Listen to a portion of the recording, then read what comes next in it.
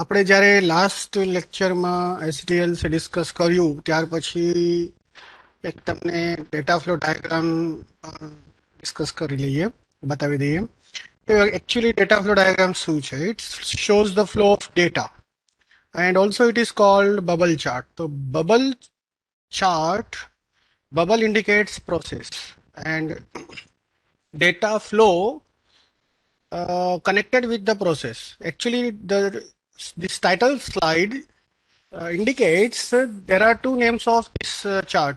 One is the data flow, another is bubble chart. So bubble indicates process and data flow connected with the process, and it processed data also delivered to some destination that is called table. So here we have આપણી પાસે અહીંયા છે થોડા symbol જે સમજી લઈએ કે ભાઈ પ્રોસેસ માટે સર્કલ લઈ શકો, રાઉન્ડેડ રેક્ટેંગલ લઈ શકો, એક્સટર્નલ એન્ટિટી જે મેઇનલી હ્યુમન્સ હોય, માણસો હોય અથવા તો કોઈ મશીન હોય, તો જેનાથી ડેટા આવતા હોય ને જ્યાં ડેટા જતા હોય, that is called external entity. Data store nothing but it is open ended rectangle કે જ્યાં એક બાજુનો ભાગ ખુલ્લો છે રેક્ટેંગલનો, તો એને આપણે ડેટા સ્ટોર કહીશું, ટેબલ કહીશું. અને ટેમ્પરરી ડેટા સ્ટોર મતલબ કે એમાં કોઈ ડેટા પ્રોસેસ થયા પછી ડેટા ડિલીટ થઈ જાય તો વાંધો નથી, એવા ટેબલ્સ બંને બાજુથી ખુલ્લા હોય છે. તો આટલા, અને ડેટા ફ્લો તમે સ્ટ્રેટ લાઇન અથવા તો કર્વડ લાઇનથી બતાવી શકો. તો આ સિમ્બોલ્સ છે ડેટા ફ્લો ડાયાગ્રામના. અને તમે આગળ જુઓમાં તો આ ડ્રો કરવાનું બહુ સિમ્પલ એના રૂલ્સ હોય છે કે પ્રોસેસમાંથી એરો ડેટા ફ્લો છે તે અહીંયા જઈ શકે એક્સટર્નલ એન્ટિટીમાં અને પ્રોસેસમાંથી જઈ શકે ડેટા સ્ટોરમાં. તો આ રીતના તમે બતાવી શકો. પછી પ્રોસેસની અંદર ઇનપુટ આપી શકો છો તમે ટેબલમાંથી અથવા તો એક્સટર્નલ એન્ટિટીમાંથી ઇનપુટ આપી શકો છો. થોડા રૂલ એવા છે કે ડાયરેક્ટ પ્રોસેસ ટુ પ્રોસેસ તમે કનેક્ટ ન કરી શકો, ટેબલ ટુ ટેબલ તમે કનેક્ટ ડાયરેક્ટ ન કરી શકો, external entity to external entity direct connect ન કરી શકો. whatever data flow you want, it is connected via process. So data flow જો એક જગ્યાએથી બીજી જગ્યાએ જશે તો પ્રોસેસ થ્રુ થઈને જશે. આ આપણું જનરલ રૂલ્સ છે. First diagram is called the context diagram. તો અહીંયા કોન્ટેક્સ્ટ એટલે શું કે in which context you are imaging your system. તમારી સિસ્ટમ આ છે વિશાલ ટ્રાવેલ એજન્સી, તો કયા કોન્ટેક્સ્ટમાં કોણ એને યુઝ કરશે? તો sender, driver, passenger, manager, receiver. So કોઈ ટ્રાવેલ એજન્સી હોય તો એ ટ્રાવેલ એજન્સી શું હોય છે? પાર્સલનું પણ કામ કરતી હોય છે. તો પાર્સલ સેન્ડ કરનાર સેન્ડર કહેવાશે, રિસીવ કરનાર રિસીવર કહેવાશે. પેસેન્જર હશે ટ્રાવેલ એજન્સીમાં તો જે ટ્રાવેલ કરશે તે પેસેન્જર, અને ડ્રાઈવર એને લઈ જતો હોય છે અને મેનેજર મેનેજ કરતો હોય છે. તો આટલા એક્સટર્નલ એન્ટિટી તમે બતાવ્યા તો તમે આ એક્સટર્નલ એન્ટિટી 5 છે. હવે 4 પણ ન થઈ શકે કે 6 પણ ન થઈ શકે. હવે બધા ડાયાગ્રામ આવશે એમાં આ ધ્યાન રાખવાનું કે આના સિવાય બીજી કોઈ એક્સટર્નલ એન્ટિટી તમારી ન વધવી જોઈએ ન ઘટવી જોઈએ. અને આપણે ડાયાગ્રામ આના માટે ડ્રો કરવાનો છે, પ્રોગ્રામ્સ આની અંદર છે. તો આપણે હવે આને મેગ્નિફાય કરીશું. ઇનપુટ આઉટપુટ એક્સટર્નલ એન્ટિટી થશે જે ફિક્સ થઈ ગઈ તમારી કોન્ટેક્સ્ટ ડાયાગ્રામમાં. હવે એને આગળ જોઈએ તો તમે જુઓ એક્સટર્નલ એન્ટિટી કેટલી હતી? 1 2 3 4 5. તો અહીંયા તમે આ કોલમ એક્સટર્નલ એન્ટિટીનું છે, એ 5 છે. તો આ 5 એક્સટર્નલ એન્ટિટીઝ અહીંયા તમારે લખી દેવાની. આ એક તમને મેથડ બતાડું છું ડેટા ફ્લો ડાયાગ્રામ ડ્રો કરતા પહેલા. આવા એક ટેબલ બનાવવાનું જેમાં 3 કોલમ હોય. તો એક કોલમ તો તમારું રેડી થઈ ગયું છે external entity, because by the analysis તમને આ બધું ખબર પડશે. તમે જ્યારે એસડીએલસીનું ફર્સ્ટ રિક્વાયરમેન્ટ એનાલિસિસ અને રિક્વાયરમેન્ટ ડિટર્મિનેશન જ્યારે કરો છો સેકન્ડ ફેઝ, ત્યારે તમને આ બધી વસ્તુઓ તમને ફેક્ટ્સ તમને ખબર પડશે ફેક્ટ્સ ગેધરિંગ ટેકનિક્સમાં. પછી તમને યુઝ કેસ કાલે બતાવ્યું હતું, તો યુઝ કેસમાં ખબર પડશે કે મારે બુક ટિકિટ કરવી પડે, સેલ ટિકિટ કરવી પડે, આ કંપનીમાં કેન્સલ ટિકિટ કરવી પડે છે, વર્કર્સને પ્રિન્ટ રિપોર્ટ કરવા પડે છે, શેડ્યુલ બનાવવું પડે છે, પાર્સલ સેન્ડ કરવું પડે, પે બિલ કરવું પડે, રિસીવ પાર્સલનો પ્રોસેસ છે, ડેટાબેઝ અપડેટ કરવી પડે. તો ધીઝ આર ઓલ પ્રોસેસ જે યુઝ કેસથી ખબર પડી શકે. તમે ઓલરેડી ફેક્ટ ફાઇન્ડિંગ ટેકનિકમાં બધું જ આવી જાય છે. સો ધીઝ નંબર ઓફ પ્રોસેસ તમારું તમારા અહીંયા તમે લખી દો. અને થર્ડ પછી તમે તમારી જાતે અહીંયા ક્રિએટ કરો. આ એક્સટર્નલ એન્ટિટીથી આ પ્રોસેસ જો તમે રન કરો છો, આ આ તો ફિક્સ છે તમારું, તમને ખ્યાલ છે કોન્ટેક્સમાં આ પ્રોસેસ માટે કયા ટેબલ જોઈશે. હવે એ આપણે નક્કી કરવાનું છે. આ ડિઝાઇનરની આપણી વાત છે. એનાલિસ્ટ પોતે, ડિઝાઇનર પોતે, ડેટાબેઝ ડિઝાઇનર, પ્રોગ્રામર પોતે વિચારશે કે બસનું ટાઈમ ટેબલ માટે મારે રૂટ્સ જોઈશે, બુકિંગ્સ જોઈશે, બુક થઈ ગયેલી ટિકિટ માટે, કેન્સલ થઈ ગયેલી ટિકિટ માટે કેન્સલેશન નામનું ટેબલ જોઈશે, મારે જેટલા પણ ખર્ચા છે, લેવડ દેવડ છે, એના માટે ટ્રાન્ઝેક્શન્સ જોઈશે, એક્સપેન્સીસ એટલે ખર્ચા ઘણી જાતના છે, 15 જાતના ખર્ચા છે. તો મારે એના કોડ આપવા પડે. હું દર વખતે ટાઈપ કરવા ના બેસું કે petrol expenses, snacks expenses, samosa expenses એવું ટાઈપ કરવા ના બેસું. તો હું અહીંયા કોડ આપી દઉં કે ભાઈ મેડિકલ એક્સપેન્સનો કોડ 1 છે, પેટ્રોલનો અથવા ડીઝલનો કોડ છે 2 છે, ફ્યુઅલ ચાર્જીસનો 2 છે, સ્નેક્સનો 3 છે, સેલેરીનો 4 છે. તો દરેક જાતના એક્સપેન્સીસના તમે કોડ આપી શકો છો. એમ્પ્લોયીના નામ અને એના ડિટેલ્સ તમે એ ટેબલમાં રાખશો અને લાસ્ટમાં પાર્સલ ટેબલમાં પાર્સલ કોનું આવ્યું, કોણ લઈ જશે, this all things we can write here. તો ટેબલ્સ આપણા ઇમેજિનેશનમાંથી આવે છે. ટેબલ કોઈ તમને આપશે નહીં. આ તમે લઈ શકો છો ફેક્ટ ફાઇન્ડિંગ ટેકનિકમાં. આ તમે લઈ શકો છો ફેક્ટ ફાઇન્ડિંગ ટેકનિકમાં. આ તમારે બનાવવાના છે કે આ બધું ડેટા પ્રોસેસ કરવા માટે આટલા ટેબલ જોઈએ. મે બી તમને ચોપડા મળે, મેન્યુઅલ વર્ક થતું હોય તો તમને ત્યાં ચોપડા મળે.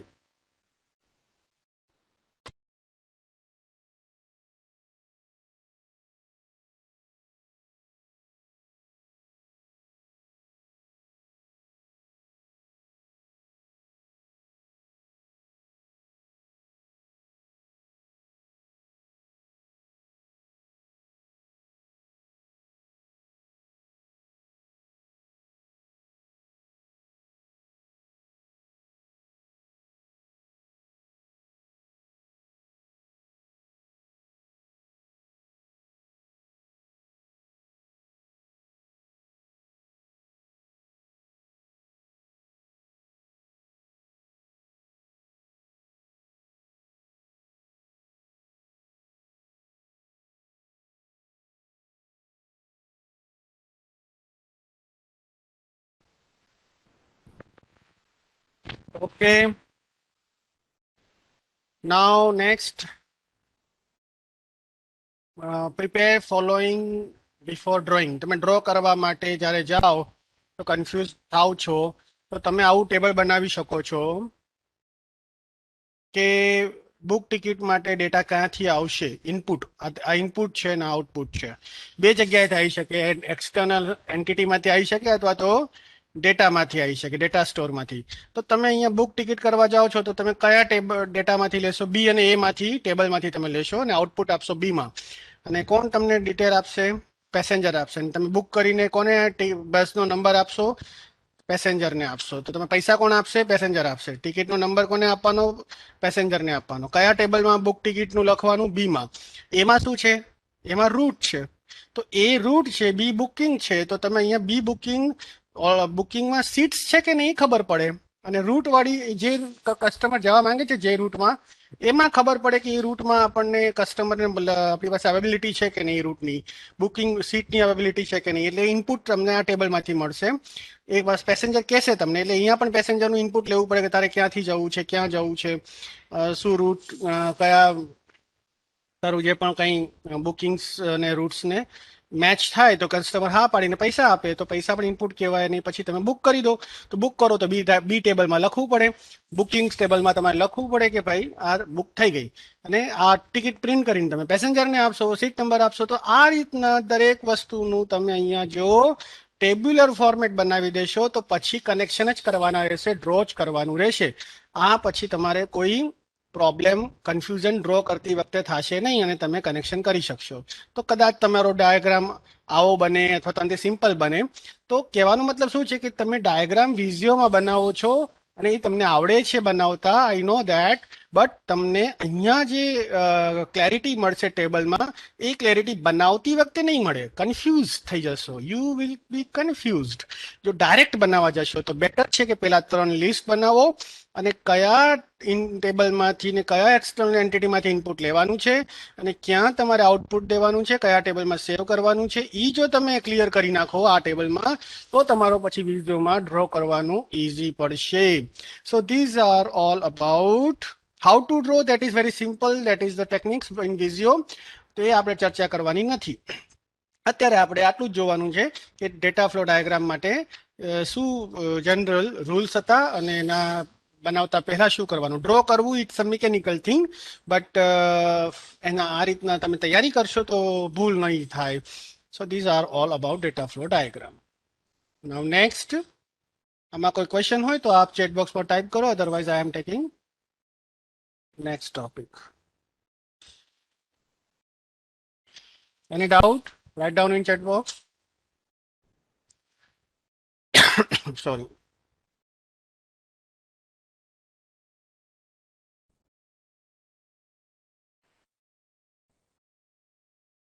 Now this one is about introduction to software engineering. તમે engineering word વાપરો છો તો something like production. અહીંયા તમે જુઓ, sorry. Introduction to software engineering માં technology definition. First I am showing you one general definition of meaning of software engineering. એવી technology જે પ્રોસેસને, મેથડને, એટલે કે ફ્રેમવર્કને, set of methods, it is framework, અને ઘણા બધા સોફ્ટવેર ટૂલ્સ એટલે સોફ્ટવેરને ઘણા બધા મલ્ટિપલ સોફ્ટવેરને એમ્બેડ કરે, ભેગા કરે અને કામ કરે એના ઉપર, તો એનાથી કામ કરે તો એને આપણે સોફ્ટવેર એન્જિનિયરિંગ કહીએ છીએ. તો એવી ટેકનોલોજી, ફરીથી બોલું છું, સોફ્ટવેર એન્જિનિયરિંગ એટલે શું કે જે પ્રોસેસ હોય છે, ફ્રેમવર્ક, સેટ ઓફ મેથડ્સ હોય છે, ફ્રેમવર્ક હોય છે અને ઘણા બધા સોફ્ટવેર હોય છે, એ બધા જોડે વર્ક કરે અને પ્રોડક્ટ આપે, તેને સોફ્ટવેર એન્જિનિયરિંગ કહેવાય. તો શું પ્રોડક્ટ આપે? તો કે સોફ્ટવેર બનાવવાનું છે. એ સોફ્ટવેર એ જ પ્રોડક્ટ છે. તો સોફ્ટવેરમાં ડિઝાઇન કરવાનું હોય, કોડિંગ કરવાનું હોય, તો આ બધા માટે શું હોય છે? પ્રોસેસ હોય છે, જેને કહેવાય સોફ્ટવેર એન્જિનિયરિંગ એપ્રોચ, જેનાથી આપણે સોફ્ટવેર બનાવતા હોઈએ છીએ. અને હાઈ ક્વોલિટી સોફ્ટવેર માટે આપણે જે જરૂરત છે લોકોની, જે સોફ્ટવેર બનાવવાના છે તે આપણે ક્વોલિટીનું પણ અહીંયા ધ્યાન રાખવું પડતું હોય છે. તો સોફ્ટવેરથી સોફ્ટવેર બને છે. અહીંયા વાત કરીને સોફ્ટવેર ઘણા બધા યુઝ થાય છે કોડિંગ માટેના, ડિઝાઇનિંગ માટેના. MS વિઝ્યુઅલ ડિઝાઇન માટે છે અને C#, C++ કોડિંગ માટે છે. તો સોફ્ટવેર બનાવવા માટે પણ સોફ્ટવેરનો યુઝ થાય છે, જેને આપણે ટૂલ્સ કહીએ છીએ. તો સોફ્ટવેર પ્રોડક્ટ પણ થયો અને સોફ્ટવેર ટૂલ પણ થયું, રાઈટ? તો આ જ રીતે જોવા જઈએ તો પ્રોડક્ટ શું છે? આપણું સોફ્ટવેર છે. સોફ્ટવેરથી શું થાય છે? ઇન્ફોર્મેશન ટ્રાન્સફોર્મ થાય છે, મેનેજ થાય છે, ડિસ્પ્લે થાય છે, ટ્રાન્સમિટ થાય છે.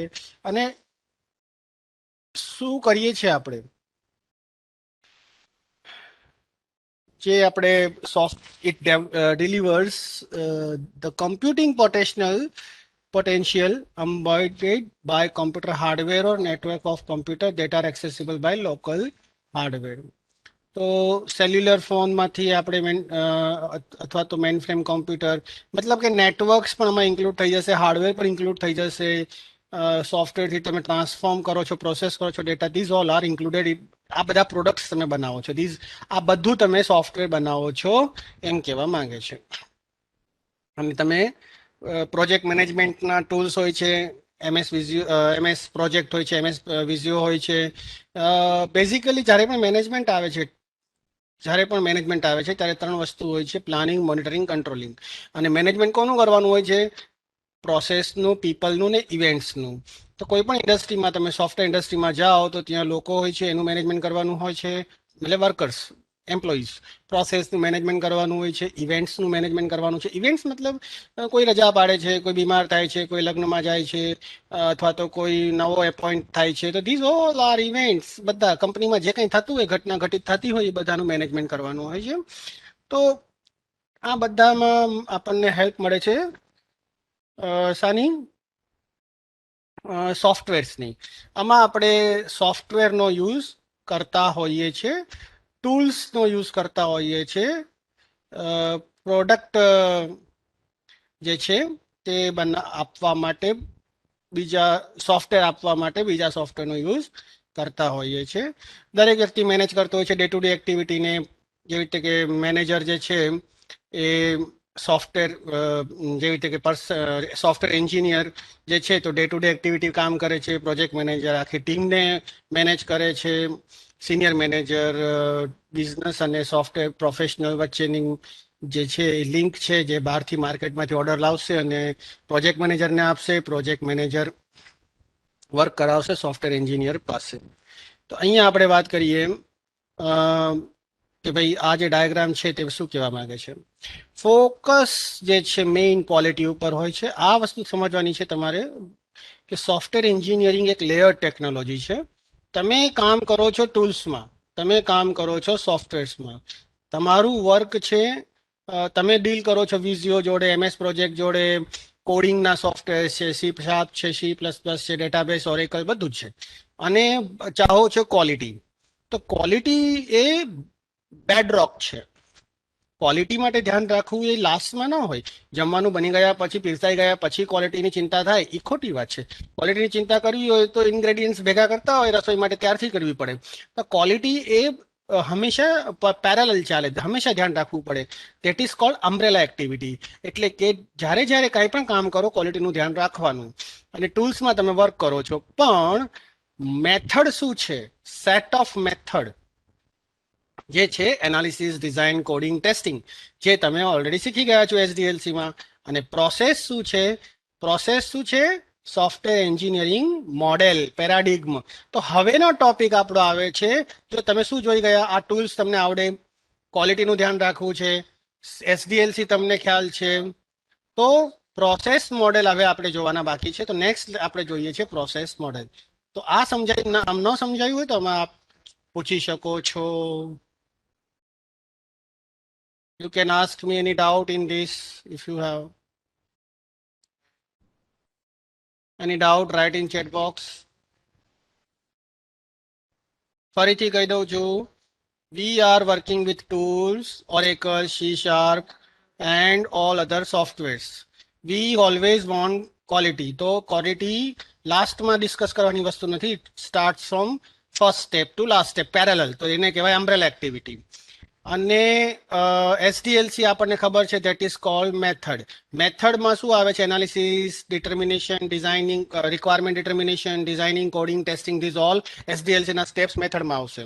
અને લાસ્ટમાં આવશે આ જે મિડલમાં છે process, that connects this two. અને મેથડ અને ક્વોલિટીને કનેક્ટ કરવા માટે પ્રોસેસ છે કે તમે આ મેથડથી કામ કરો છો, analysis, design, coding, testing, sorry, અને તમે ચાહો છો ક્વોલિટી, તો તમને એવા મોડેલ આપવામાં આવે છે સોફ્ટવેર એન્જિનિયરિંગના, જેનાથી તમે આ જ વસ્તુને, આ જ મેથડને તમે ક્વોલિટી અચીવ કરવામાં યુઝ કરી શકો. So that is the meaning of this process. હવે આપણે આગળ જઈએ છીએ પ્રોસેસ મોડેલ ઉપર. મેથડ એટલે બીજું કાંઈ નથી, SDLCના સ્ટેપ્સ છે. એમ ફરી બોલું છું, ચાહો છો ક્વોલિટી, અને પ્રોસેસ તમને મોડેલ આપણે હમણાં ડિસ્કસ કરીશું, જેના વડે આપણે તમે અચીવ કરી શકો. Now any question, write down in chat box. વગેરે ભાવિન ક્લિયર? ઓકે, તો કોઈ ક્વેશ્ચન બીજો બાકી રહે તો આપણે હવે મોડેલ તરફ જઈએ.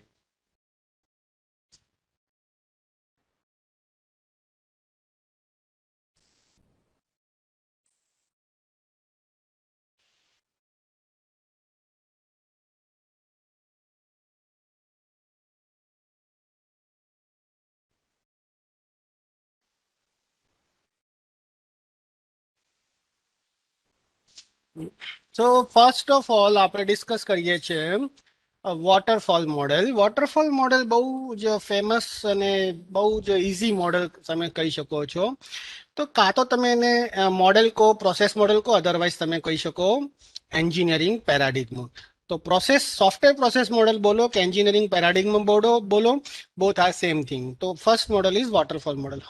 અને એના બીજા નામ પણ છે, classic life cycle model, otherwise you can say linear sequential model, તો એસડીએલસી માં જે તમે કામ કરતા હતા એની જોડે જો કમ્પેર કરીએ તો એસડીએલસી માં કેટલા સ્ટેપ્સ હતા?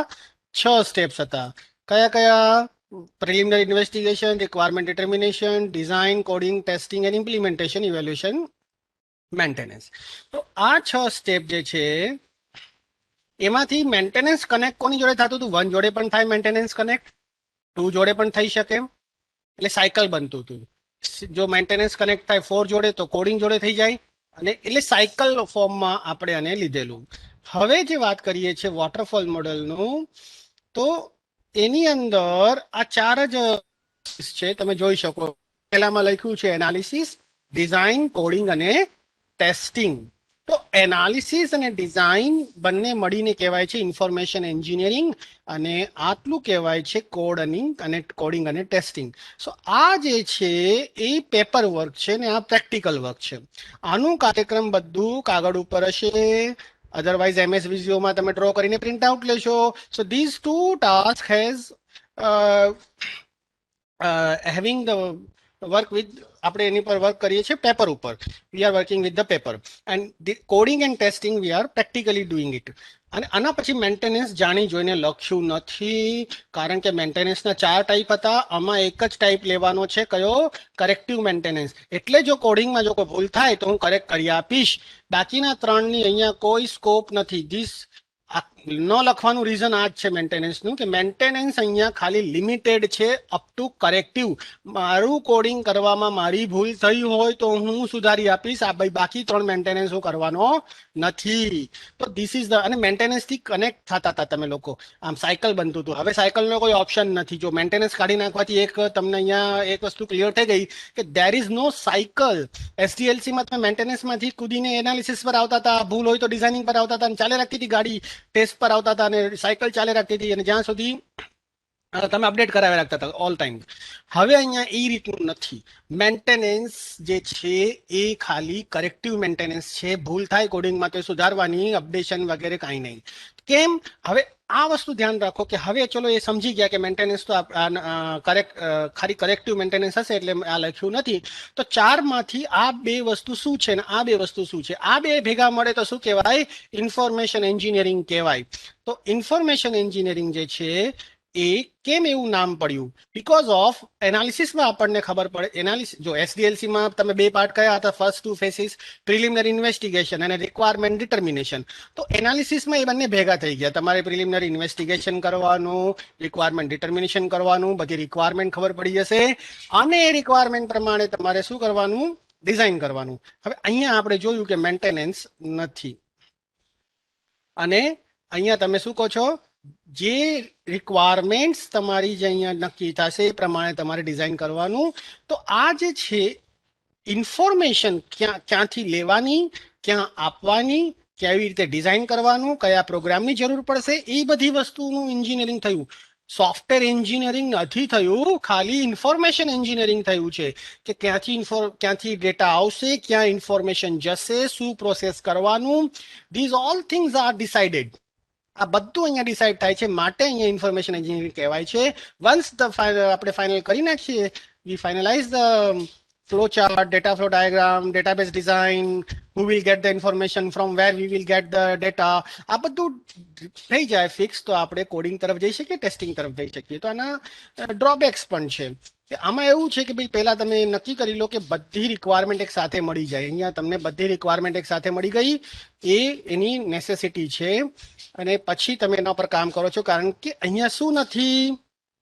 અહીંયા સાયકલ નથી. આપણે અહીંયા સાયકલ વર્ડ નથી યુઝ કરતા, રોટેશન નથી, ફરીથી ચાન્સ મળતો નથી ફરીથી સોફ્ટવેર બનાવવાનો, અપડેટ કરવાનો. એટલે 100% એનાલિસિસ કરવાનું, 100% રિક્વાયરમેન્ટ આપણે અહીંયા જોઈ લેવાની કે બધી જ રિક્વાયરમેન્ટ તમે આપી દો, અમે એક સાથે એને પ્રોસેસ કરીશું. અને પછી સાયકલ તો છે નહીં. યુઝર જે છે, પાછું અહીંયા યુઝરનું કોઈ ઇન્વોલ્વમેન્ટ નથી. વી ડોન્ટ, અહીંયા યુઝર છેલ્લે સોફ્ટવેર બની ગયા પછી જ જોશે. યુઝર વચ્ચે અડધું પડધું બનેલું સોફ્ટવેર કે થોડુંક બની જાય એવું સોફ્ટવેર જોઈ શકતો નથી. તો બની શકે કે લાસ્ટમાં એ એક્સેપ્ટ ન કરે, એને ફાવે નહીં, એને જે માંગ્યું એ બન્યું ન હોય, આ બધા રિસ્ક રહે છે. ઇન બિટવીન સોફ્ટવેર બનતું હોય એની વચ્ચે રિવ્યુ કરવાનું જે છે ચાન્સ છે યુઝરનો, એ અહીંયા હોતો નથી. અને ટીમ મેમ્બર જે છે એ જો અહીંયા જ્યારે સોફ્ટવેર એનાલિસિસ થતું હોય તો ડિઝાઇનર કોડિંગ વાળા અને ટેસ્ટિંગ વાળા બેસી રહે છે, વેઇટ કરે છે. જ્યારે ફૂલ્લી 100% ડિઝાઇનિંગ થઈ જાય તો કોડિંગ વાળા સ્ટાર્ટ કરે. ડિઝાઇનિંગ પૂરું ન થાય 100% ત્યાં સુધી કોડિંગ વાળા સ્ટાર્ટ ન કરે. પૂરેપૂરું કોડિંગ થઈ ગયા પછી ટેસ્ટિંગ કરે. તો અહીંયા ટુકડામાં થોડુંક થોડુંક કરીને થોડુંક આગળ વધે એવું અહીંયા નથી. 100% analysis, 100% requirement, 100% designing, 100% coding and testing. આ રીતના અહીંયા વોટરફોલ મોડેલ તમે સમજ્યા.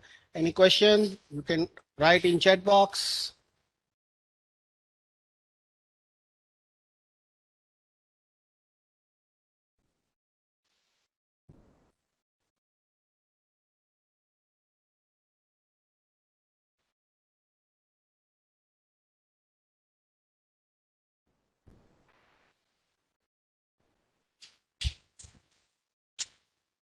Yes, no question.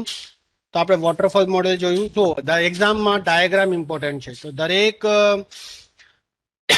મોડેલના ડાયાગ્રામ બહુ જ કરેક્ટ ડ્રો કરવાના અને પછી એક્સપ્લેન કરવાનું. ડાયાગ્રામમાં મિસ્ટેક હશે તો ખબર પડી જશે એક્ઝામિનરને કે તમને આવડતું નથી. તો વોટરફોલ મોડેલ આપણે જોઈ ગયા પછી આપણે જોઈએ છીએ ઇટરેટિવ મોડેલ. ઇટરેટિવ મોડેલ એટલે શું કે ભાઈ જ્યાં રિક્વાયરમેન્ટ્સ જે છે એને તમે ડિવાઈડ કરો. ભાઈ તમારી રિક્વાયરમેન્ટ્સ જે છે એ 3 ભાગમાં, 30 રિક્વાયરમેન્ટ હોય તો ફોર એક્ઝામ્પલ 10 રિક્વાયરમેન્ટ તમે ડિવાઈડ કરી અને આ 10 ઉપર તમે શું કરો છો, વર્ક કરો છો અને વર્ઝન 1 આપો છો. બીજી રિક્વાયરમેન્ટ પર તમે બીજી 10 પર વર્ક કરીને વર્ઝન 2 આપો છો. ત્રીજી રિક્વાયરમેન્ટ ઉપર તમે વર્ક કરીને વર્ઝન 3 આપો છો. તો આવી રીતે તમે કામ કરો છો. તો આનાથી ફાયદો શું? એક છે તો શું, વોટરફોલ મોડેલ જ છે. વોટરફોલ મોડેલનું જ કામ કરે છે, પરંતુ ટુકડામાં કરે છે. તો એનાથી બેનિફિટ પણ હોય છે. કયા બેનિફિટ છે જોઈએ.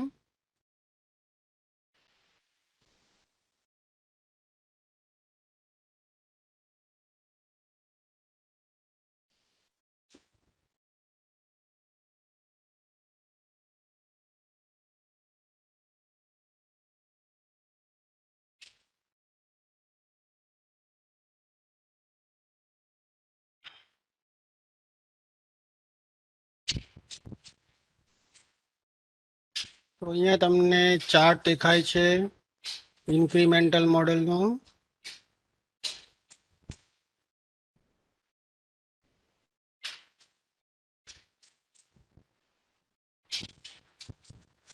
અહીંયા તમે જોઈ શકો છો કે આ ડિવાઈડ મેં તમને અહીંયા લખ્યું કે 10 10 10, પણ અહીંયા લખ્યું છે 5 8 7. તો કેમ અહીંયા 5 લખ્યું, કેમ અહીંયા 8 લખ્યું, કેમ અહીંયા 7 લખ્યું? ટોટલ રિક્વાયરમેન્ટ કેટલી છે? 20. તો 7 ને 5 12, 12 ને 8 20. તો 20 રિક્વાયરમેન્ટ હોય, પણ અહીંયા મેં પહેલા તો તમને સરખે ભાગે વેચી આપી હતી, પણ હવે કેમ 5 8 7 એવું કેમ? તો આ પહેલા બને છે, આ પછી બને છે, આ પછી બને છે. આ બિલ્ડ 1 છે, વર્ઝન 1 છે. આ બિલ્ડ 2 છે, વર્ઝન 2 છે. આ બિલ્ડ 3 છે, આ બિલ્ડ n છે.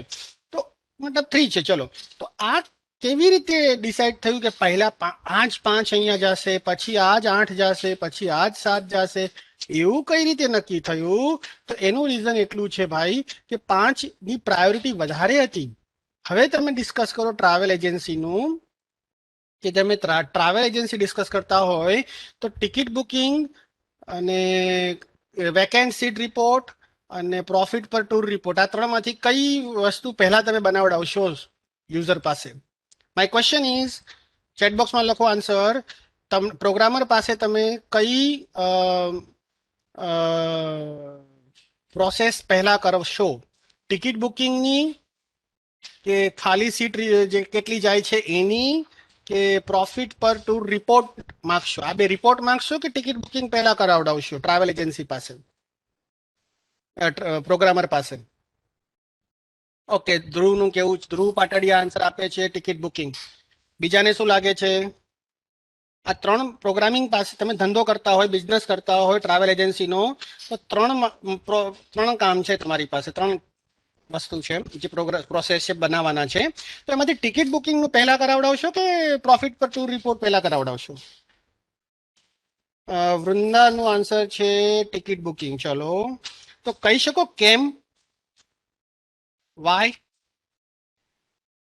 Very good, answer is right. But શા માટે?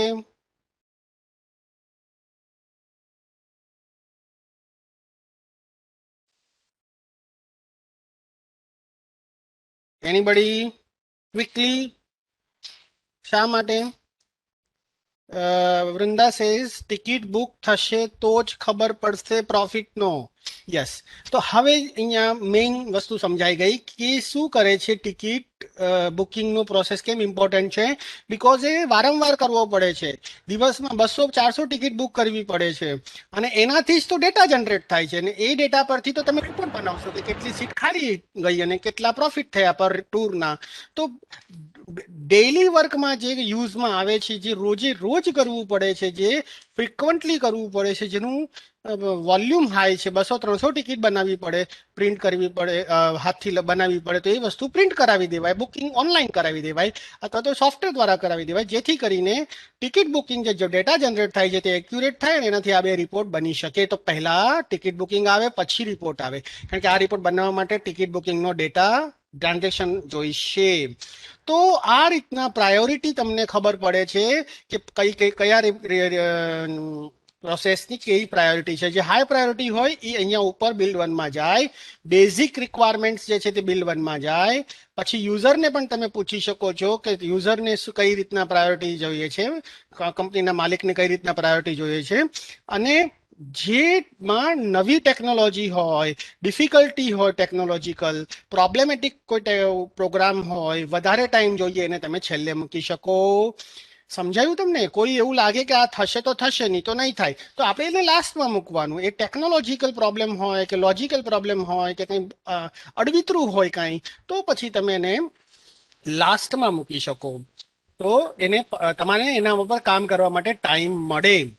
તો પ્લસ બીજી વસ્તુ કે જો તમે બિલ્ડ વન આપી દીધું, તમે પૂરું કરી નાખ્યું બિલ્ડ વન વર્ઝન 1, તો તમે ડિમાન્ડ કરી શકો પૈસાની. આની અંદર તમે ધ્યાન આપીને જુઓ તો પાંચ રિક્વાયરમેન્ટ તમે પૂરા કરો છો, એને ફર્સ્ટ વર્ઝન આપો છો, એના ફીચર્સ તમે ઇન્ક્રીમેન્ટ કહી શકો, વર્ઝન કહી શકો, અપડેટ કહી શકો અને સેટ ઓફ ફીચર્સ કહી શકો. એ પૂરા થઈ જાય તો તમે અહીંયા એની પાસે મની ડિમાન્ડ કરી શકો. તો these are all connected things for about these incremental model. Okay okay, ચલો. તો અહીંયા તમારો હવે કોઈ ક્વેશ્ચન હોય તો આપ પૂછી શકો છો. Do you have any question?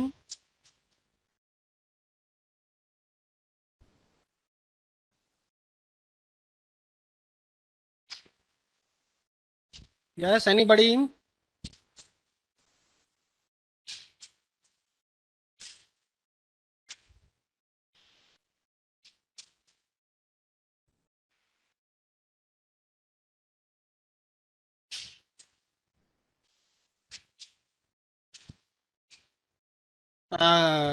Spiral model visible છે બધાને? Is it visible spiral model? Okay. Now you C spiral અને સર્કલમાં શું ફરક છે? સ્પ્રિંગ સ્પાઇરલ હોય છે, સ્પ્રિંગ સ્પાઇરલ હોય છે અને સર્કલ રિંગ કહેતા હોય છો. રબર બેન્ડ શું છે? What is the you got it.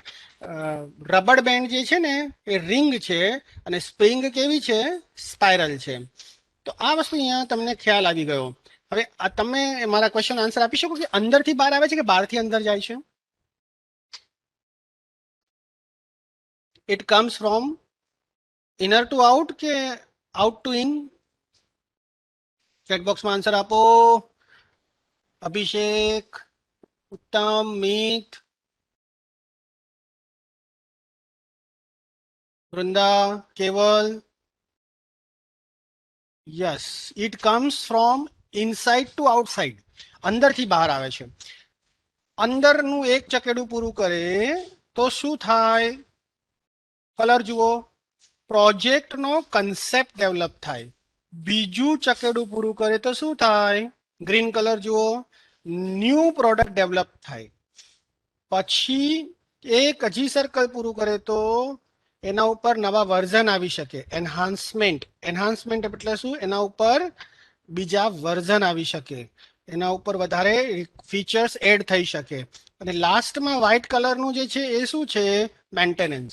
હવે તમે મને કહેશો કે કયા સર્કલ એક કયા રાઉન્ડ્સ કે સર્કલ એક જ વાર હશે અને કયા મલ્ટિપલ ટાઈમ હોઈ શકે?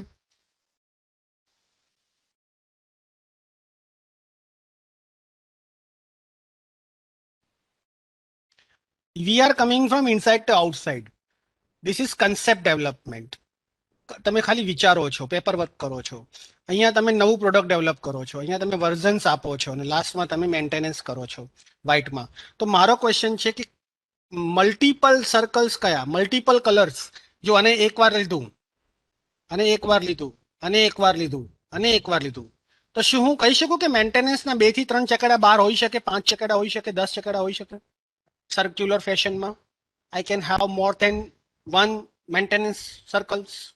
Yes or no? Yes. Okay. Version એક જ હોવું જોઈએ કે વર્ઝન વધારે હોઈ શકે? હું મલ્ટિપલ વર્ઝન આપી શકું? ઓકે, મલ્ટિપલ વર્ઝન આપી શકું એટલે આ જે પ્રોડક્ટ એન્હાન્સમેન્ટ છે એ પણ મલ્ટિપલ હોઈ શકે. પહેલું વર્ઝન આપી શકું, પાંચમું વર્ઝન આપી શકું, બીજું આપી શકું, પણ કયા વન હોઈ શકે? Only one time. Concept development, paper work one time, અને નવું ન્યૂ પ્રોડક્ટ ડેવલપમેન્ટ એ વન ટાઈમ હોય. કારણ કે નવું બને પ્રોડક્ટ પહેલી વાર, તો પહેલી વાર બને એટલે એક જ વાર હોય. તો અંદરના બે એક એક વાર, બહારના મલ્ટિપલ ટાઈમ હોઈ શકે. Is that clear? Any question?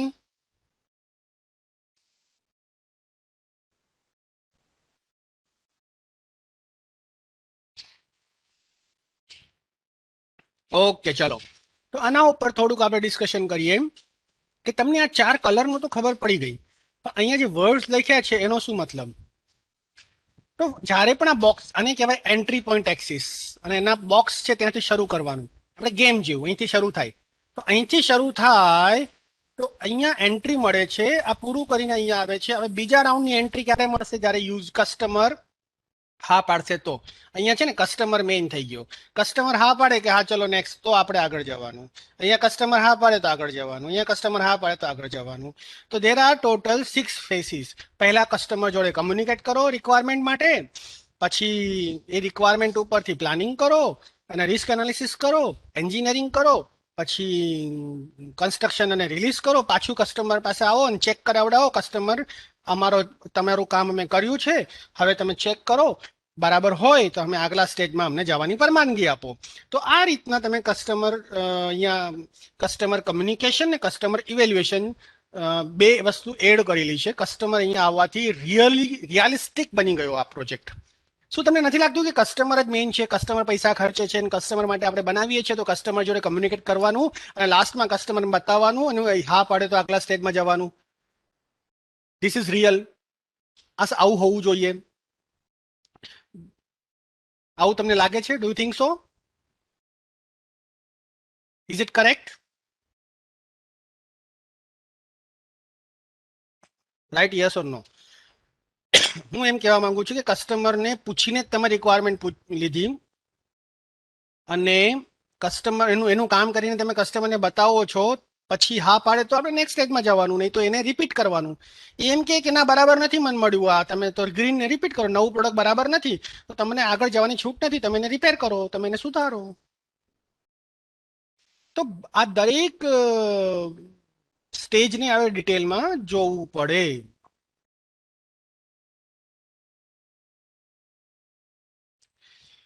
તો જે તમને સાઇઝ મળે છે, રિક્વાયરમેન્ટ, અહીંયા જે નંબર ઓફ રિક્વાયરમેન્ટ જે છે, જે સાઇઝ છે, એ 10ની છે, 50ની છે, ખબર નથી. સાઇઝ યુઝરની ડિમાન્ડ કેટલી છે, શું આપે છે આપણને, કેટલું મોટું કામ આપે છે આપણને ખબર અહીંયા કમ્યુનિકેટ કરો ને તો ખબર પડે.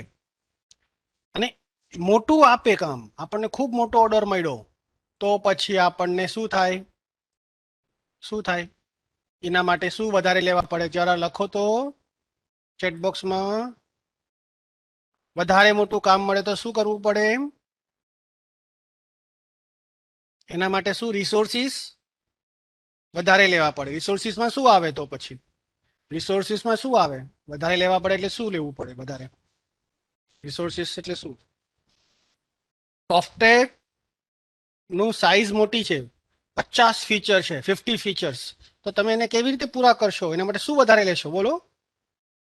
વોટ રિસોર્સિસ વધારે લેશો, પણ રિસોર્સિસમાં શું? યસ, અભયનો આન્સર આવ્યો ટીમ.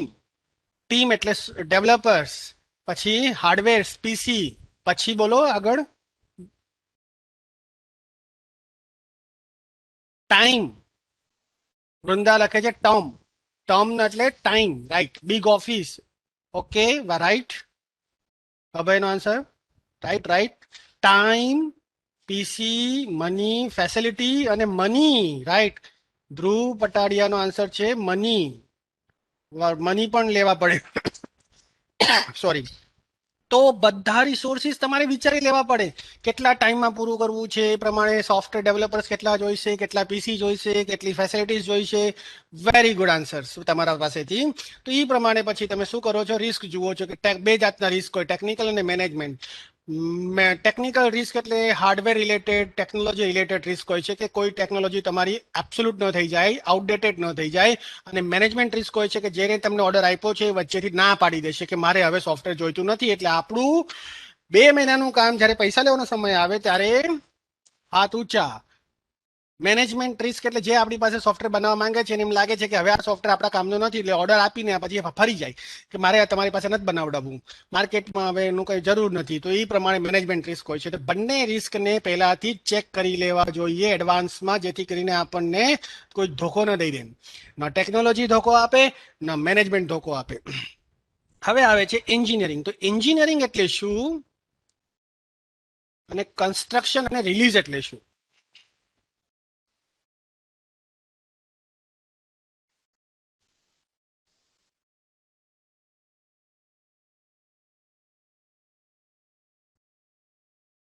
વોટરફોલ મોડેલમાં તમને કીધું હતું ને, information engineering, you can compare with it, analysis and design. અને કન્સ્ટ્રક્શન ને રિલીઝ એટલે શું? કન્સ્ટ્રક્શન મતલબ કોડિંગ એન્ડ ટેસ્ટિંગ, અને રિલીઝ એટલે implementation. Okay, is it okay? Waterfall મોડેલમાં હમણાં મેં તમને ઇન્ફોર્મેશન એન્જિનિયરિંગમાં કેટલા આપ્યા હતા બોક્સિસ? 2, એનાલિસિસ અને ડિઝાઇન. અને એના પછીનું શું આવ્યું? કોડિંગ અને ટેસ્ટિંગ. તો કોડિંગ ટેસ્ટિંગ ક્યાં મૂકવાનું? કન્સ્ટ્રક્શનમાં. અને રિલીઝ એટલે ઇમ્પ્લિમેન્ટેશન, યુઝ કરાવડાવવાનું. તો આ બે વસ્તુ કર્યા પછી કસ્ટમર ઇવેલ્યુએટ શું કરશે? 1 અને 2. આના જોડે કસ્ટમરને કોઈ લેવા દેવા નથી. જો રેડ કલરમાં જે લખ્યું છે એન્જિનિયરિંગ અને કન્સ્ટ્રક્શન રિલીઝ, શું ડિઝાઇન કર્યું, શું તમે પ્લાનિંગ, શું તમે એનાલિસિસ કર્યું, શું તમે ડિઝાઇન કર્યું, શું તમે કોડિંગ કર્યું. Coding testing comes over here, analysis design comes over here, અને તમે એને ઇમ્પ્લિમેન્ટ કરો છો. તો એ બે વસ્તુ તમારી ચેક થશે. તો કસ્ટમર ઇન્ટરેસ્ટ ક્યાં છે? Customer is interested in this two. અને એનું ઇવેલ્યુએશન કરશે, ચેક કરશે બરાબર છે કે નહીં. અને એ બરાબર હોય તો આગલા રાઉન્ડમાં તમે જઈ શકો. ચાલો, હવે કઈ ડાઉટ છે આમાં? Any question in this? Any question in this? Right down in chat box. કસ્ટમરને તમે રિસ્ક એનાલિસિસમાં ઇન્ટરેસ્ટ નથી, પ્લાનિંગમાં ઇન્ટરેસ્ટ નથી, રિસોર્સ પ્લાનિંગમાં અને કસ્ટમર કમ્યુનિકેશનમાં એને કંઈ ઇન્ટરેસ્ટ નથી. ઇવન એને ઇન્ટરેસ્ટ છે તો તમે શું એનાલિસિસ કર્યું, ડિઝાઇન કર્યું અને કન્સ્ટ્રક્શન રિલીઝ કર્યું એમાં છે. તો આ બેનું ઇવેલ્યુએશન થશે. No question? ઓકે, તો નેક્સ્ટ લઈએ છે. સોરી, તો નેક્સ્ટ કયું મોડેલ આવશે? Yes, this one, V model. V model actually V shape છે, એટલે છે. Write down answer. એનો શેપ વી છે એટલે વી મોડેલ છે.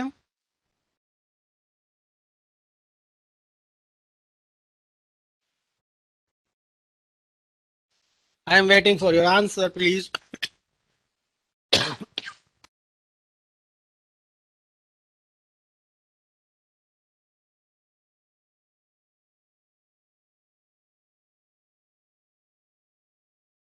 વી મોડેલ જે છે તેનું નામ છે વેરિફિકેશન એન્ડ વેલિડેશન.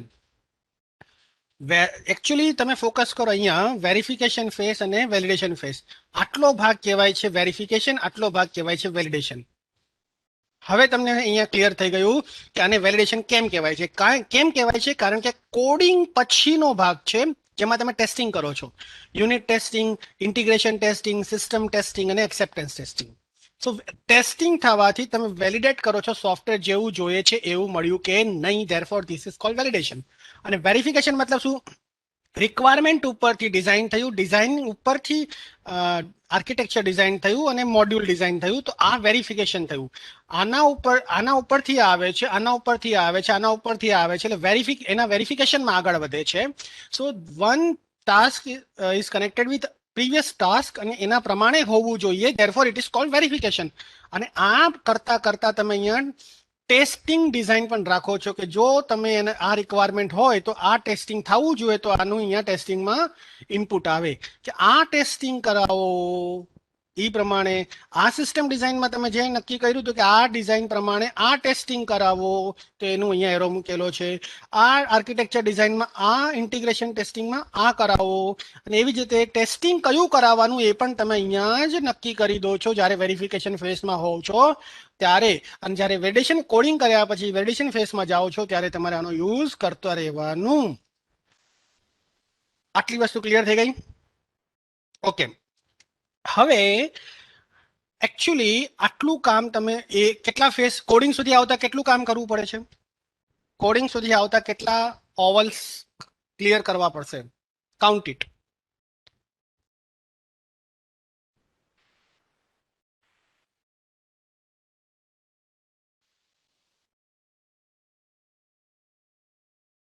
એટ. 1 2 3 4 5 6 7 8.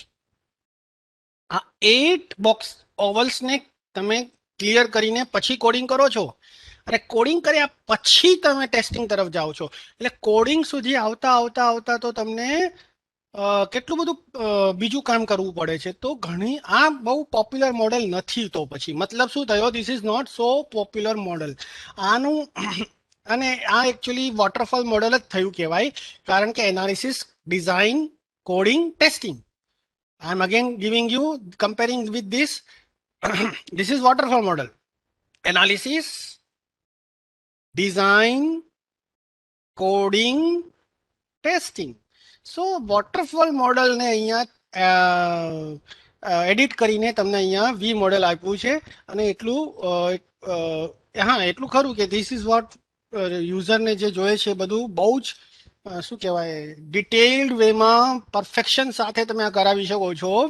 પણ એટલું પોપ્યુલર નથી કારણ કે ડ્રોબેક છે એનો, કોડિંગ સુધી પહોંચતા પહોંચતા થાકી જાય, અથવા તો એનો એટલું બધું ઓવરવર્ક કરવું પડે છે ટેસ્ટિંગનું અને એનાલિસિસ ડિઝાઇનનું કે પછી કોડિંગ સાવ લાસ્ટમાં પહોંચી ગયું. તો એ વસ્તુ જોતા આ એક ડ્રોબેક પોઈન્ટ છે એનો. Now prototyping model. Now we have only 10 minutes and 2 models. So just we are discussing here. Prototype model નો ડાયાગ્રામ દેખાય છે બધાને? Are you able to see? Prototype no meaning શું? What is the meaning of prototype?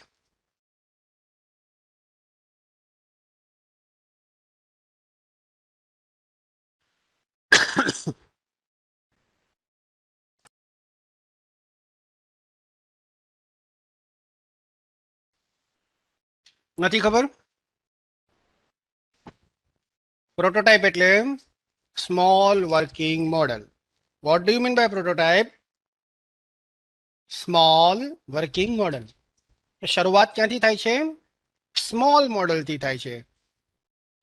કે કેમ સ્મોલથી થાય છે working model? નાનકડું સોફ્ટવેર, ટબુકડું સોફ્ટવેર, 30 રિક્વાયરમેન્ટ નહીં, 3 રિક્વાયરમેન્ટ, 2 રિક્વાયરમેન્ટથી જ કામ ચાલુ કરો. કેમ? કસ્ટમરને ખ્યાલ નથી ને શું જોઈએ છે એકચ્યુઅલી. હું તો કહી દઉં કે 30 રિક્વાયરમેન્ટ, પણ કસ્ટમરને પોતાને ખ્યાલ નથી કે હા સ્મોલ વર્કિંગ મોડેલમાં જે તમને વાત કરી એનું મતલબ જ થાય છે પ્રિવ્યુ ઓફ બિગ થિંગ. પણ બિગ થિંગ બધી નથી આવતી, 1 or 2. શા માટે? કસ્ટમર ડોન્ટ નો, કસ્ટમરને ખબર નથી પડતી કે એને શું બનાવડાવવું છે. તો તમે કસ્ટમરને સાંભળો, એને જે કીધું એ પ્રમાણે તમે નાનકડી વસ્તુ બનાવીને આપો, બિલ્ડ કરો અને એ પ્રમાણે રિવાઇઝ કરો અને પછી કસ્ટમરને ટેસ્ટ કરવા આપો. કસ્ટમરને વાપરશે ને ટેસ્ટ ડ્રાઈવ, તો પછી એને ખબર પડશે કે મારે આવું પણ જોઈએ છે, તો બીજી બે વસ્તુ એ કહેશે કે મને આવું કરી આપો ને ભાઈ, તો આપણે એ પ્રમાણે કરાવી આપવાનું, ફરીથી આપણે બનાવી આપવાનું, એડ કરી આપવાનું, રિવાઇઝ કરી આપવાનું, અને પછી એને પાછું વાપરવા આપવાનું, અને એ પાછું વાપરીને કે હવે મને આ પણ જોઈએ. ધીમે ધીમે ધીમે કસ્ટમર ખુલશે, કસ્ટમરને ખ્યાલ આવશે કે હવે આવી આવી વસ્તુઓ આપણે અહીંયાથી બનાવડાવી શકીએ, તો કસ્ટમર ધીરે ધીરે ધીરે ધીરે તમને તમે કસ્ટમરને સાંભળતા જાઓ, એ પ્રમાણે બનાવતા જાઓ અને કસ્ટમરને યુઝ કરવા આપતા જાઓ. ધીસ ઇઝ કોલ્ડ, તો this is called what? Prototyping. તો શરૂઆતમાં તમારું નાનું એકડું સોફ્ટવેર હશે, ધીમે ધીમે મોટું થશે. તો ઘણીવાર આ વસ્તુ બને છે કે ભાઈ ક્વોલિટી જોખમાઈ જાય આમાં, કે કસ્ટમરના કીધા પ્રમાણે તમે કામ કરી રાખો તો ક્વોલિટીનું ધ્યાન તમે નથી રાખતા, કોઈ વાર કોમ્પ્રોમાઇઝ કરો છો ક્વોલિટી જોડે. ઘણા ઘણા ઇટરેશન્સ કોમ્પ્લેક્સ હોય છે, અને પછી બધું બન્યા પછી પાછું આપણને રીવર્ક કરવું પડે, કે બધું અમુક રિક્વાયરમેન્ટ એવી હોય કે પાછું આપણને બેકમાં જઈને સુધારવું પડે, કારણ કે પ્લાનિંગ વગર જતા હોઈએ છીએ. ઘણી વાર એવું બને કે ભાઈ કસ્ટમર કંઈ કહેતો હોય ને આપણે બીજું બનાવીને આપી દઈએ અને કસ્ટમરને ચલાવવું પડે, તો એ ડેવલપર અમુક કામને પોસ્ટપોન કરી શકે છે કે ભાઈ આપણે એને અત્યારે નહીં પછી કરી, બીજું બોલો. અને એ રીતના કસ્ટમર જે છે એની પણ અમુક વસ્તુઓ કોમ્પ્રોમાઇઝ થતી હોય છે, એ કારણ કે આપણે જે પ્રોગ્રામિંગ લેંગ્વેજમાં આપણે કામ ફાવતું એ જ કરીએ છીએ, કસ્ટમરને પ્રોગ્રામિંગ લેંગ્વેજનો ખ્યાલ નથી હોતો, અને ક્વોલિટી પણ એમાં આપણે કોઈક વાર કોમ્પ્રોમાઇઝ કરતા હોઈએ છીએ. આના માટે શું હોય છે, કસ્ટમર અને ડેવલપરે આના માટે કોમ્પ્રોમાઇઝ કરવા, વિન વિન સિચ્યુએશન ઇગ્નોર થઈ જતી હોય છે.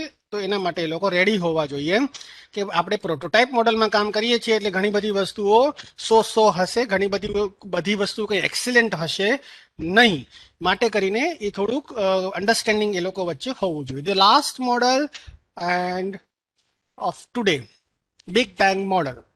તમને પ્રોટોટાઇપ મોડલમાં કાંઈ ક્વેશ્ચન હોય તો આપ પૂછો. Then after I will take Big Bang. Yes. Any question in this?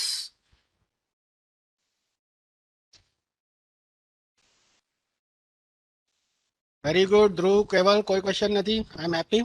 Next is Vrindav. Okay, ચાલો ઠીક છે. તો now we are starting what? Big bang. Big bang model એટલે શું છે કે જેમાં પ્રોજેક્ટની સાઇઝ બહુ નાની છે. કેટલી નાની? એક કે બે માણસ કે ત્રણ માણસ કરી શકે એટલી, બહુ મોટી ટીમની જરૂર નથી. પછી શું? રિક્વાયરમેન્ટ પણ ક્લિયર નથી કાંઈ બિગિનિંગમાં, તો પછી પ્લાનિંગ તો થઈ જ ન શકે. જો રિક્વાયરમેન્ટ ક્લિયર ન હોય તો તેના માટે પ્લાનિંગ ન થઈ શકે, માટે કોઈ સ્ટ્રક્ચર્ડ વે ન હોઈ શકે, એટલે તો કોઈ ડિલિવરી ડેટ નક્કી ન થઈ શકે, એટલે કોઈ મોડલ જેવું કંઈ ફિક્સ સ્ટ્રક્ચર નથી આપણી પાસે. એટલે જ planning can be done depending requirements, but here requirements are not clear, planning ન થઈ શકે. ધીઝ ઓલ થિંગ્સ આપણે ડિસ્કસ કરી દઈએ. કસ્ટમરને પણ ખબર ન હોય કે એક્ઝેક્ટલી શું જોઈએ છે, તો ધીમે ધીમે બધું કામ થતું હોય છે. એક કે બે માણસો, નાનો પ્રોજેક્ટ છે ને, પ્રોજેક્ટ નાનો છે પહેલી વાત, તો એ વસ્તુ એ રીતના મેનેજ થતી હોય છે. બે કે ત્રણ માણસો હેન્ડલ કરતા હોય છે. અને પ્લસ એના રિસોર્સિસ શું હોય છે, જે ઓલ પોસિબલ રિસોર્સ જે મળે તેમાં એ લોકો સોફ્ટવેર ડેવલપ કરી લેતા હોય છે, પ્લાનિંગ વગર. હા થયું તે હથિયાર. તો જેમ જેમ રિક્વાયરમેન્ટ આવે તેમ તેમ એ લોકો પૂરી કરતા હોય છે. રિક્વાયરમેન્ટ આવે એ રીતે બનાવી આપે, કંઈ ચેન્જીસ હોય તો એ પણ કામ કરી આપે. તો આખા સોફ્ટવેરને ડિસ્ટર્બ કર્યા વગર નવા નવા ચેન્જીસ એ લોકો કરતા હોય છે. સ્ટુડન્ટ્સ માટે પણ આ એપ્રોચ ચાલે. તો બિગ બેંગ મોડલ જે છે એમાં હાઈ રિસ્ક એટલા માટે છે, ટેકનિકલ કે મેનેજર, કે કારણ કે મેનેજમેન્ટ કે તમે 2 જણા 3 જણા 4 મહિનાથી લઈને બેઠા છો, પૂરું નથી કરતા. પણ બેઝિકલી ત્યાં રિક્વાયરમેન્ટ જ ક્લિયર ન હોય તો પૂરું ક્યારે કરવાનું? અને ટેકનિકલ રિસ્ક એટલે અધૂરું છોડવું પડે, ટેકનોલોજીમાં કંઈ ફાવે નહીં, અથવા તો અબ્સોલ્યુટ થઈ જાય, અથવા તો કોઈ પ્રોબ્લેમ ઊભો થાય હાર્ડવેર સોફ્ટવેરનો, તો એ પછી છોડવું પડે. તો રિસ્ક હાઈ રિસ્ક હોય છે. વચ્ચેથી બંધ પણ કરાવી દે, તમારા 2-3 જણા શું કર્યા કરો છો, બંધ કરો એમ કરી દે મેનેજમેન્ટ, અથવા તો ટેકનિકલી એ બરાબર ન હોય તો છોડી દઈએ કે ભાઈ આ પ્રોગ્રામર પોતે કે એ નહીં હો પાએગા, ટેકનિકલી પ્રોબ્લેમ હે, તો છોડી દેવાનું. તો આ રીતના પ્લાનિંગ ટાઈમ નથી એમાં. હા, એકચ્યુઅલી છે કે આગળના બધા ડાયરેક્ટ અહીંયા તમે પ્રોગ્રામિંગ ચાલુ કરી દો છો, એટલે પ્લાનિંગ નથી, કંઈ રિસોર્સ પ્લાનિંગ નથી, સીધું પ્રોગ્રામિંગ કરો છો. પણ ઘડી ઘડી તમારે પછી રીવર્ક કરવું પડે, તમારે પ્રોગ્રામ ચેન્જ કર્યા રાખવા પડે, કોઈ ફોર્મલ પ્રોસિજર હોતું નથી. આ બહુ સિમ્પલ એના બેનિફિટ શું છે તો કે ભાઈ આ સિમ્પલ છે, પ્લાનિંગ ટાઈમ બચે છે, કોઈ મેથડ નથી, જેમ કરવું એમ કરી શકાય, ફ્રીડમ છે, ઇઝીલી બિગિનિંગ થઈ શકે છે, રિસોર્સની જરૂર નથી, ઓછા રિસોર્સમાં કામ થઈ શકે છે, ફ્રીલી વર્ક કરી શકે છે, સ્ટુડન્ટ્સ આને યુઝ કરી શકે છે. અને અહીંયા ડ્રોબેક શું છે કે અહીંયા ટેકનિકલ કે મેનેજર રિસ્ક છે, વચ્ચે છોડી દેવું પડે બને, અનસર્ટેનિટી છે, કોઈ ચોક્કસ નથી પ્રોબ્લેમ વિશે, કોમ્પ્લેક્સ પ્રોજેક્ટમાં આવું ન કરી શકાય, નાના પ્રોજેક્ટમાં સિમ્પલમાં જ કરી શકાય, પુઅર મોડલ છે, લાંબા પ્રોજેક્ટ માટે તો યુઝ જ ન કરાય, મોટા પ્રોજેક્ટ માટે એટલે આ પુઅર મોડલ કહેવાય. અને ડેવલપમેન્ટ કોસ્ટ વધી શકે, કારણ કે 4 મહિનાનો પ્રોજેક્ટ 5-6 મહિના પણ થઈ શકે, કારણ કે રિક્વાયરમેન્ટ આવતી જાય એ પ્રમાણે કામ કરીએ છીએ તો આપણે એની પાસે ડિમાન્ડ કરી શકીએ. ભાઈ આપણે પ્રોગ્રામર હોઈએ ને આપણે 6 મહિના સુધી બિઝી રહ્યા હોય તો આપણે તો આપણો ચાર્જ લેવાના જ છે. ભૂલ એની છે, એને રિક્વાયરમેન્ટ આપી જોઈએ ને પહેલા, એટલે અહીંયા ચાર્જીસ વધારી શકાય તમે. કે ભાઈ હું 6 મહિના સુધી તમારા પ્રોજેક્ટમાં એંગેજ રહ્યો તો મિનિમમ આટલો ચાર્જ તો તમારે આપવો પડશે, ભલે તમે રિક્વાયરમેન્ટ 15 જ આપી પણ હું તો બિઝી રહ્યો ને, એ રીતના. તો these are all facts about models. Now any question? Pros એટલે benefit ને cons એટલે drawbacks. You can write here benefits and drawbacks. Any question?